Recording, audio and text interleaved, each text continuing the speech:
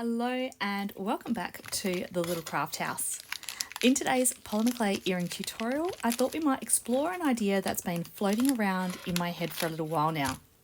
So I've been wanting to incorporate some glass beads into my clay pieces, but I haven't been 100% sure on how I was going to do it until just recently.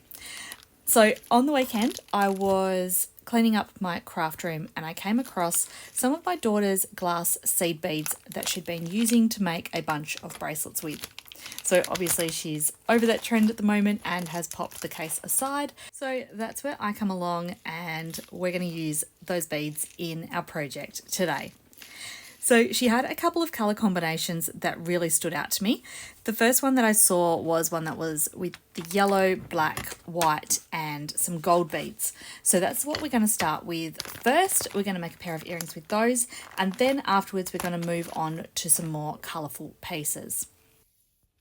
So I'm just giving my tools a quick clean here because as we know, we don't want to get our colour transfer onto our white and our yellow clays. So I'm just going to get these conditioned up nice and soft, ready for working with, and then we'll be able to start our project. Each of the colours that I've chosen to use today are from the Sculpey Souffle brand. So the yellow is Canary, the black is Poppy Seed, and the white is Igloo. So I decided to start off our first pair of earrings just really super simple because I wasn't 100% sure what I was doing at this point. So I had actually already tried putting these guys together. There's a little bit of colour transfer on the yellow there, but I just decided let's just not go complicated, let's just go simple. So we're just going to marble it. So to do the marble, I am just going to chop up each of these colours into small little pieces. Doesn't really matter if they're equal sizing or not. Just get them all nice and chopped up and mixed through.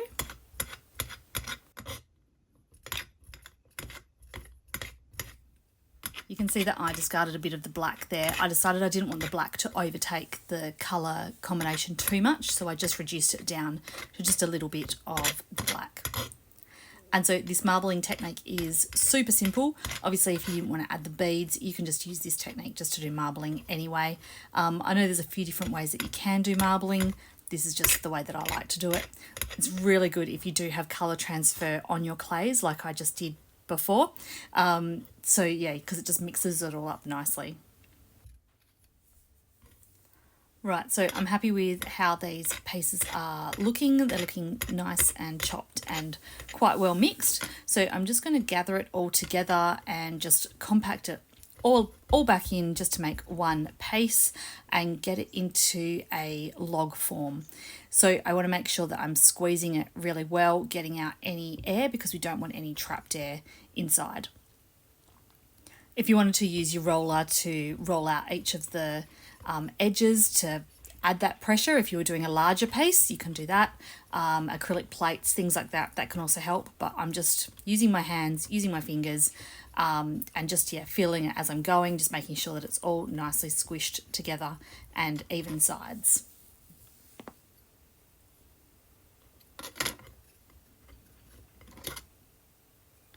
And I'm just going to slice it now into two pieces. That's just given it, cut it open and we've got our pattern there. And if I just give it a roll together, then that's going to start, I always have that knife a bit too close. We're just going to start joining those two pieces back together again, giving that bit of a, it's not quite marbled effect at the moment, but it's joining it together, making a bit of a pattern. And so I've just reached for my slab square frame here. This is being used as a guide to be able to keep my clay at an equal thickness. If you just freehand roll, sometimes you get sort of little indents and things in the clay. So it's not even, but by doing it this way, it's nice and even. So I'm kind of happy with how that's looking. I'm just going to start by cutting out two pieces and then we can use up the scraps as well. And then from there, I'll choose my favourite pieces to work with. So it's not as wide as what I was kind of hoping, but I'm going to be able to fit two of these shapes in. Try to make them sort of equal with the amount of colour that's in each of them. So they're looking quite good. I'll use my flexi knife here just to lift them back up off of the tile, and I'll pop them aside on a baking tray. And then once I'm got all my pieces together, then I'll get it all baked. So I'm going to use the scraps now to create some more pieces, and then that way there's absolutely no wastage happening. And yeah, as I said, I'll just pick my favourite pieces from that, and then I can use the other pieces another time. You can see the more I use the scraps, the more the marble effect is coming through. And these later pieces actually look heaps better than those first couple that I did. And somehow I ended up with an odd number of pieces, but that's all right. Maybe I can just use one of them as a pendant or something that I just need singular. Right, so whilst they are in the oven, we're going to work on our bright coloured base. So I actually had this base sitting aside from the other week. This is the reel that I shared on Instagram. It was probably about last week, where I made a colourful slab. So at the time, I didn't know what I was doing. I was just kind of playing around. I went from one idea to another idea until I got to the slab stage, and then I didn't know what to do with it. I was just thinking I'd just cut some earrings out of it, but I hadn't yet done it. So I saw it sitting there when I was doing this project and thought that's the perfect bright coloured slab. It's already made for me as well because I did it previously. So I just thought I would use this one. So I'm just sharing the reel very quickly to show you how I made it. And I think I called it like Rainbow Mountains or something because that kind of reminded me of mountains. It does look a little bit like watermelons as well, but it's more of a teal and orange that are in it. So I called it Rainbow Mountains, and that's what we're going to use for our next part.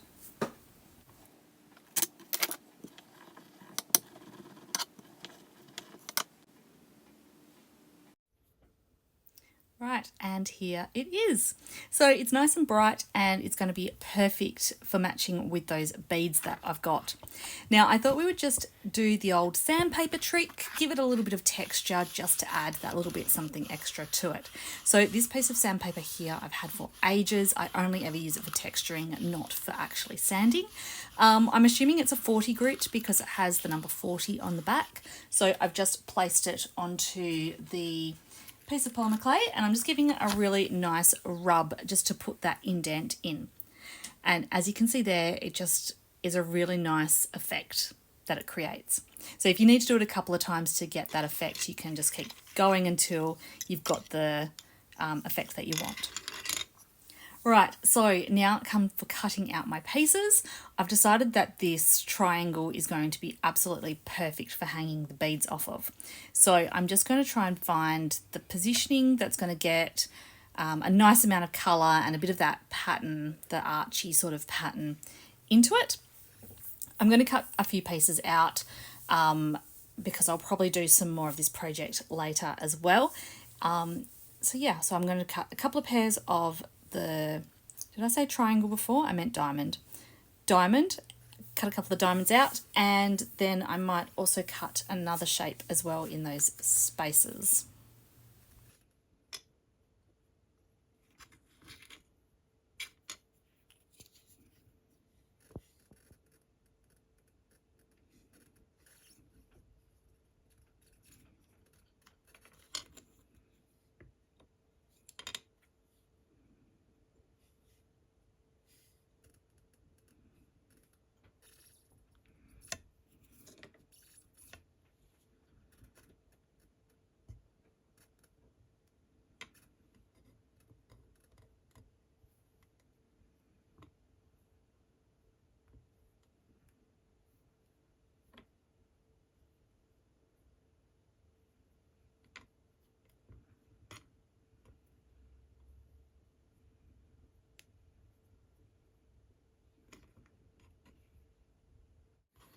Okay, so while I've got my pieces in the oven baking, I've realised that I've forgotten to do the bit that I told myself I must do before I put it in the oven, and that is to mark out where I'm going to want the holes once it's baked, so that I'll know where exactly to drill. So I'll just show you on this piece of scrap clay.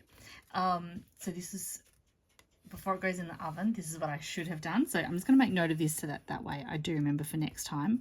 And what I should have done is put a little indent just with my little ball tip tool, just pop a little dent right where I want my drill marks to go, because that way the drill will sit nicely in that and just drill straight through. It's not going to slip around, and in the case of having the 3 in a row at the bottom, that way the spacing, I can sort of get the spacing right with the ball tip. It's easier than trying to get the right spacing with the drill. So that is what I should have done before I went and put it into the oven, but it's too late now, so I need to make note of this to remember for next time. And then now we can get on with doing our beads. So this little combination of beads here is what's inspired my pieces today. So these little bowls that I have are one of the best things that I've ever got for my craft room. So they were just from the op shop, super cheap, but I use these for all sorts of things. So I've just put a few of these beads in. I didn't want to put too many in to start with, but a few of the beads in, and then I've got some head pins. So they are the metal ones. Oops, sorry, bumped that. Metal with the flat end on that end, and that's going to stop the beads from coming off the other end. So we're just going to thread on randomly just a bunch of beads, no particular order. Yeah, if you want them to be a bit more sort of dangly and movement, you could do it onto some thread or some cotton, but I don't mind them just being a little bit stiff, so that's why I'm just going to put them straight onto the pins.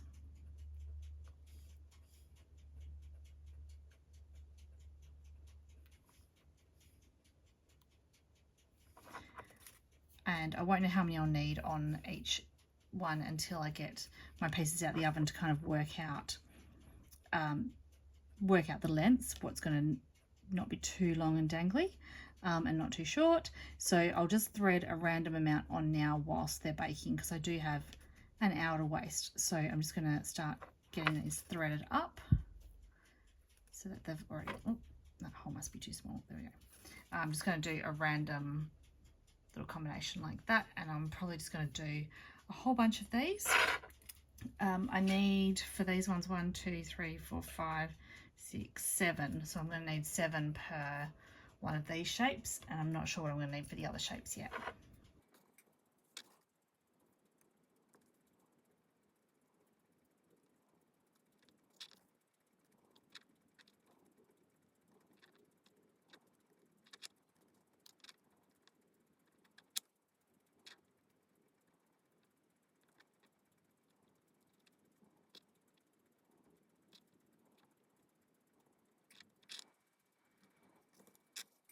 Okay, so these took me way longer than I would have liked to get all beaded up. Pretty much the hour that my pieces were in the oven cooking for. I did all the black, white and gold ones, and I also did a bunch of multicolored ones for our rainbow, these ones, our little rainbow hills ones as well. So I think those colors will go good together. And then I've pulled out one pair of the black, white, yellow, because yeah, as I said, that just took so long that I'm only going to do up one pair. So I think they will go nicely. And then I'm not quite sure if I want to do the arch ones or the diamond ones. So what I might do is drill some holes in them and then have a look. I suppose I could always thread up some more of these ones. These ones were a bit easier to thread because the beads were a little bit bigger, so they were easier to go through the pin, whereas these ones were quite small, so the holes were only tiny. It was quite difficult to get them through. So yeah, so I might go and drill up these now, put some holes in them, and then we can have a look how we're going to assemble them. Okay, so I just drilled these ones. So as you can see, I've put the holes in each of those corners, in a corner of each, and then in the middle. So those ones were easy. Now, just before I drill these ones, I just want to check where I'm thinking of putting holes. So I'm thinking, oh, should I do it that way or that way? Now I'm confusing myself. Or otherwise that would go, do I just go from each point? Maybe I just go from each point of these ones to start with, and then I could always add in an extra hole if I think it's going to need it No, do you know what? I'm going to do an extra hole anyway. I'm going to go down like that. So 3 holes down each side for that one. Okay, so I did this for the triangles and I ended up doing this for the semicircles. So I didn't come up totally to the top corner. I just did it from there. I think that's enough to get them just to sort of hang. And because I haven't threaded them all even anyway, they're probably going to hang a little bit winky wonky, which is fine. That's totally fine. I'm going to just freehand do the loops to join them as well. So they could also be different lengths. So I don't mind, I don't want them to be exactly equal. If I did, well, they're not going to be equal because the size of the beads are all different anyway. If you were after perfection and to have them all hanging in a beautiful triangular sort of effect, that's where you would want to make sure that you use the same size beads and probably string. But yeah, I'm using the metal. So our next step will be to loop these off. So we're going to loop them off so they're going to be all individual, and then we're going to just join them with a jump ring, and that way it's going to give them a little bit of movement. So I'm going to get my pliers. I've got some flat nose pliers, or sorry, they're long nose pliers, so they have the little bit of flatness, but they also are rounded as well. So yeah, these ones were called long nose pliers. I've also got some round nose pliers, so they are rounded all the way. And I have some cutters, so they will cut through those wire pieces. So I'm going to start looping them off. These silver ones are actually quite bendy, quite pliable, the metal, so these ones are going to be a lot easier to do than the gold. The gold ones are quite stiff.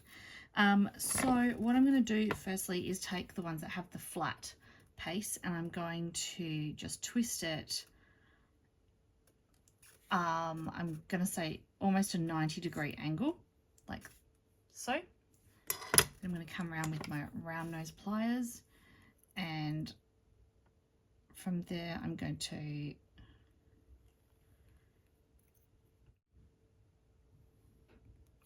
bring it around, and then because I can move this, I'm going to move it around, and I'm actually going to wrap it in a couple of times.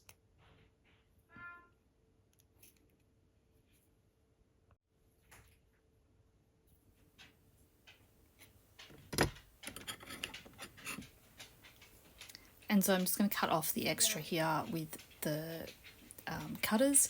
I'm just going to get as close to the wraparound that I can, and then I'm going to use my round nose pliers just to squeeze that piece that I just cut, squeeze it right in as close as I can so that it's not sharp and it's not going to catch on anybody.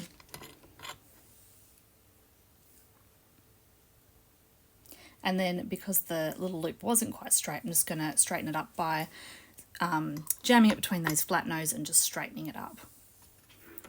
All right, so I'm going to go on with doing the rest of them, and then we'll do our next step.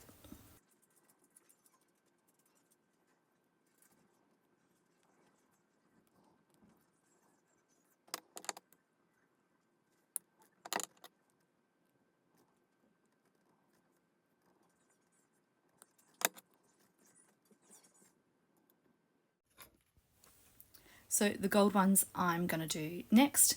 They're a little bit thicker and stiffer than the silver, but still just the same process, and because it's still bendable enough that I can wrap it around and do the wrap around.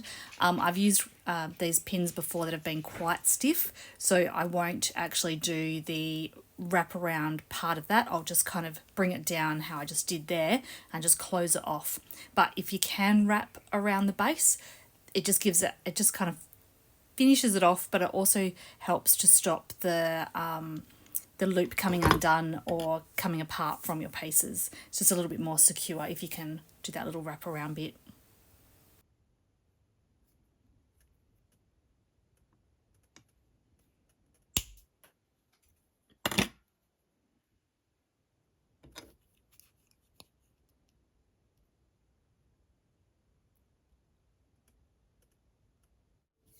Okay, so I finished looping them all off and squeezing in all those little sharp bits, so they are all finished for both of those colours.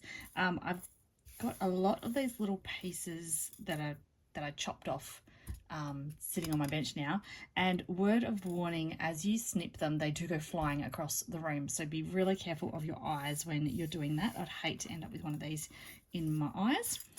So I've got enough to do my triangles and also this shape here, but I didn't end up doing the ones for these because this took me so long. So I think I've got another idea of the way that I'll do these. So I'm just going to pop them to the side for now. Get rid of these little bits. And then now I'm just going to find some jump rings. So I'm going to need some gold ones and some of that silver to be able to connect them. Okay, so with jump rings, I usually would use about an 8mm when I'm connecting my findings to my clay, or if I'm connecting two bits of clay together. But because we don't need as larger jump rings this time, because it's just going into that little bit of wire, I'm going to use some 6mm, I think. So I've got some gold and some of the dark silver. 6mm isn't usually a size I use, so they're just in these like little random packs. So yeah, I'm just going to start joining them together and assembling them.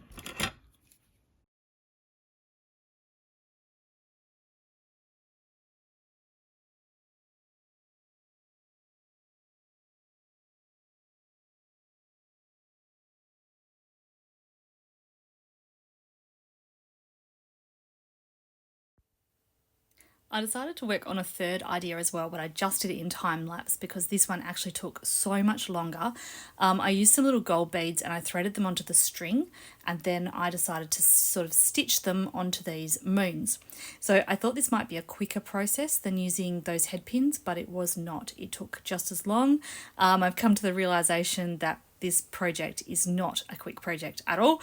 It takes ages, so be prepared for it's taking quite a while. It's definitely not an instant project.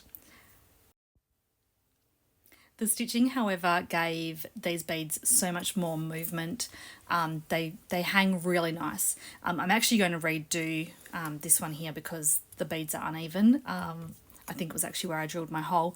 Yeah, I'm going to redo those, but I thought I just really liked the effect, and I thought it was a good to show you guys the difference between having it on the thread and having it on those head pins.